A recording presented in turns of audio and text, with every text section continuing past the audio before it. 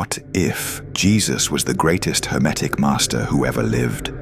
From the undying halls of wisdom I speak to you now, free thinker, seeker of wisdom and child of the living light.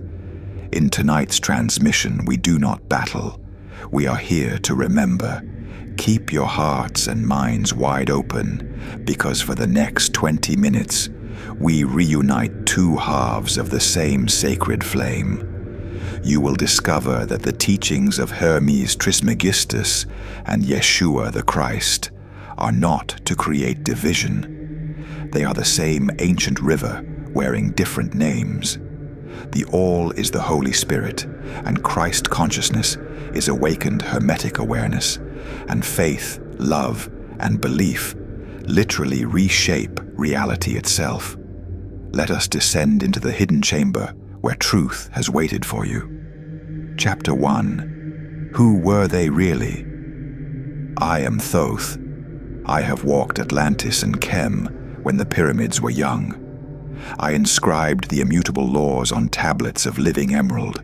I was priest-king, initiate of initiates, the one later called Hermes Trismegistus, thrice great, because I mastered the three worlds, physical, mental, and divine.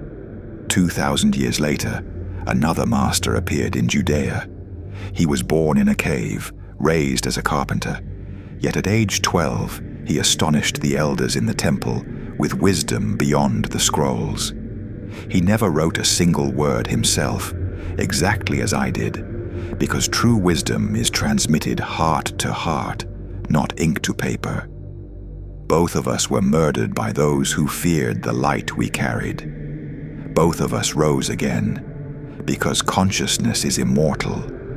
Both of us taught in parables, so the crowd would hear morality tales, while the prepared would hear the keys to the kingdom. There was never a versus. There was only succession. Chapter 2. Hermeticism declares, the all is mind. The universe is mental, held in the consciousness of the One. Jesus declared, the kingdom of heaven is within you. The Father and I are one, that you may be one, even as we are one. This is not blasphemy. This is the purest revelation. The All is not a distant king on a throne. The All is the Holy Spirit, the breath, the Ruach, the Prana, that lives in every beating heart. When you awaken to Christ consciousness, you awaken to the realization that you are an eternal spark of the one mind, dreaming for a moment that you are separate. You are not a sinner begging for mercy.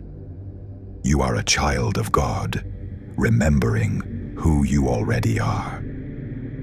Chapter 3.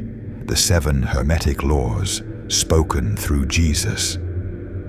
Behold the sacred mirror in which the eternal principles of the Kybalion shine forth unmistakably in the words and works of the Master. Jesus did not merely teach morality, he revealed the operating system of reality itself. Law 1, Mentalism. The all is mind, the universe is mental. Jesus declared, according to your faith be it done unto you. Matthew 9:29. A single mustard seed of unwavering focused belief is enough to move mountains. Matthew 17:20. Because belief is not passive hope. It is the creative fiat of the divine mind operating through a human being. All miracles begin as pictures held in consciousness before they condense into matter. All that you ask for in prayer, believe that you have received it, and it will be yours. Mark 11:24. Law 2. Correspondence. As above, so below. As within, so without. In the Lord's Prayer, Jesus gave the master key. Thy kingdom come, thy will be done on earth as it is in heaven. Matthew 6:10. He was not pleading. He was commanding us to align the material plane with the perfected heavenly pattern already existing in the higher realms. Heaven is not a distant place. It is a frequency we are to pull downward by conscious correspondence. The kingdom of God is within you. Luke 17:21. Law 3, vibration.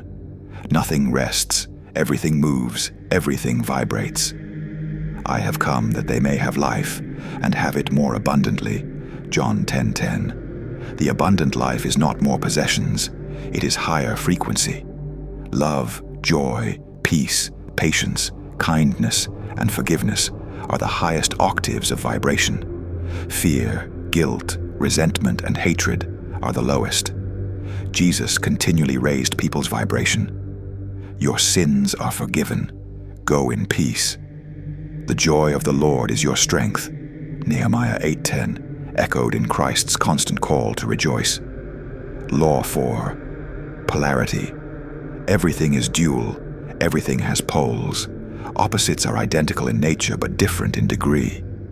Resist not evil. If someone strikes you on one cheek, turn the other. Bless those who curse you. Matthew 5:39-44. Why? Because resistance locks you onto the negative pole. Jesus taught instantaneous transmutation. The moment you answer hate with love, fear with faith, or judgment with mercy, you leap to the opposite pole without passing through the middle. The energy itself flips. Be transformed by the renewing of your mind. Romans 12:2. Law 5, rhythm. Everything flows, out and in. Everything has its tides. The swing to the right is equal to the swing to the left. Rhythm compensates. To the one who has, more will be given. From the one who has not, even what he has will be taken away. Mark 4:25. This is not cruelty. It is the pendulum law. Hoarding, resentment, and ingratitude pull you into the downswing. Gratitude, forgiveness, and generous giving keep you riding the upward arc. The prodigal son hit the bottom of the swing and then rode the return wave home. Give, and it will be given to you. For with the measure you use, it will be measured back to you. Luke 6:38. Law 6. Cause and effect. Every cause has its effect. Every effect has its cause. Chance is but a name for law not recognized. Judge not, and you shall not be judged. For with the same judgment you pronounce, you will be judged. Matthew 7:1-2. What we call karma and what we call grace are the same law seen through different lenses. Mercy cancels the karmic return because it changes the original cause at the level of mind. Whatever a man sows, that he will also reap. Galatians 6:7. Law 7. Gender. Gender is in everything. Everything has its masculine and feminine principles. Jesus embodied perfect balance, divine masculine, authority, will, decisive action, overturning tables with a whip, John 2:15, and divine feminine, weeping over Jerusalem, washing disciples' feet, receiving Mary's anointing, having compassion on the woman taken in adultery. In him, force and form, will and wisdom, power and love became one unified field. In that day you will know that I am in my Father, and you in me, and I in you. John 14:20. Chapter 4. Defeating the 7 deadly sins with the 7 sacred laws. The ancient shadows that have haunted humanity for millennia fall powerless when the light of these immutable principles is consciously applied. Pride, conquered by mentalism. I am the vine, you are the branches. Apart from me, you can do nothing. John 15:5. The moment the little I believes it is the source, it is cut off from the all-mind. True power returns the instant we remember we are instruments, not origins. Greed, conquered by rhythm and vibration. Live in the high vibration of gratitude and the generous outflow of giving. The pendulum cannot help but swing back with abundance. It is more blessed to give than to receive. Acts 20:35 is not a moral suggestion. It is applied rhythm. Lust, conquered by polarity. Raw animal desire and sacred creative fire are the same energy at different degrees on the same pole. Transmute it upward. Lift the serpent on the staff as Moses did in the wilderness, John 3:14. And lust becomes the burning passion of divine love and creative genius. Envy, conquered by correspondence. Rejoice with those who rejoice. Romans 12:15. In the one mind, their good is your good, their rise is your rise. What you celebrate in another is pulled into your own field by the law, as within, so without. Gluttony, conquered by cause and effect. Do you not know that your body is a temple of the Holy Spirit?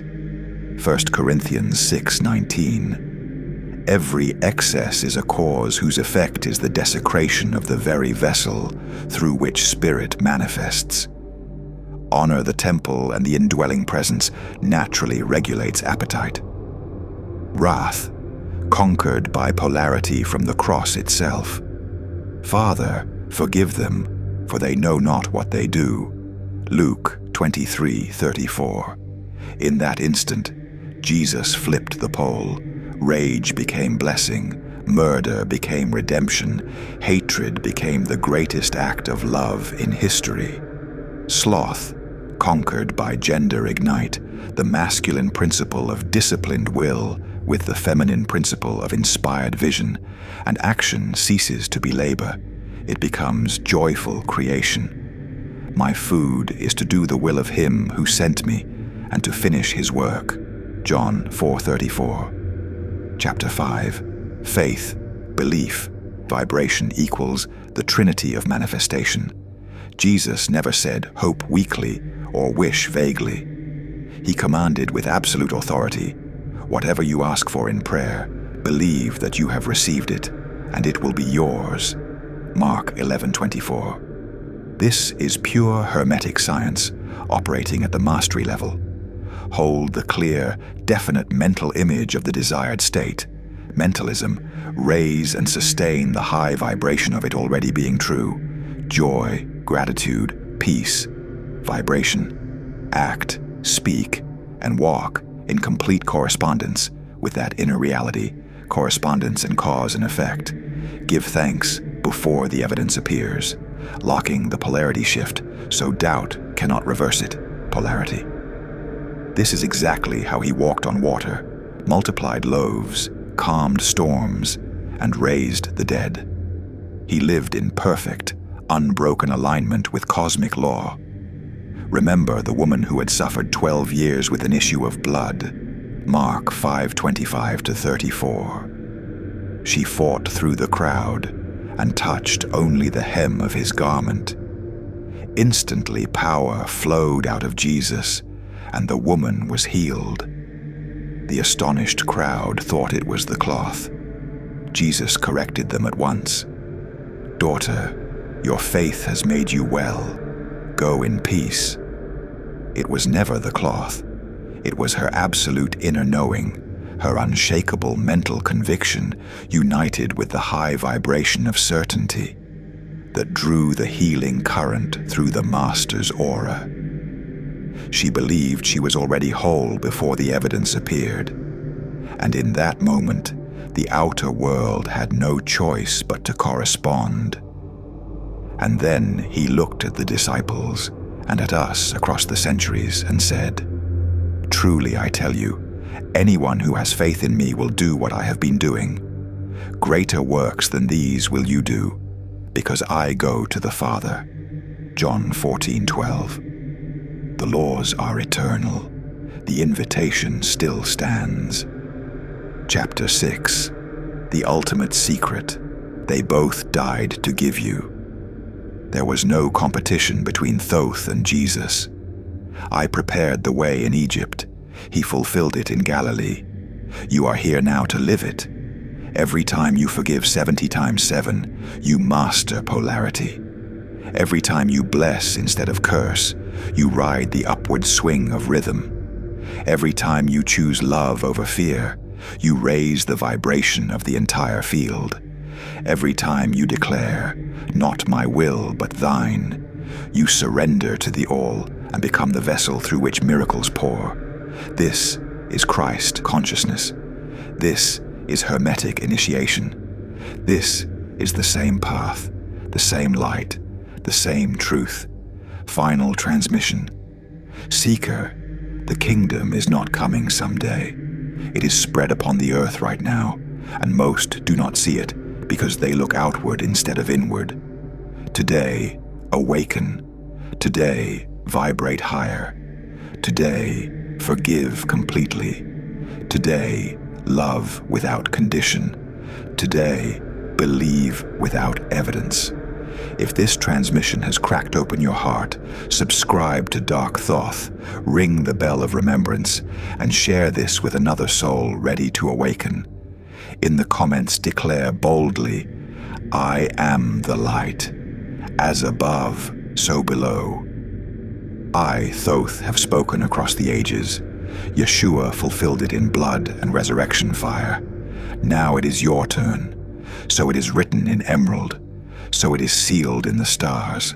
So it is done. Until then, I am Thoth, and I remain.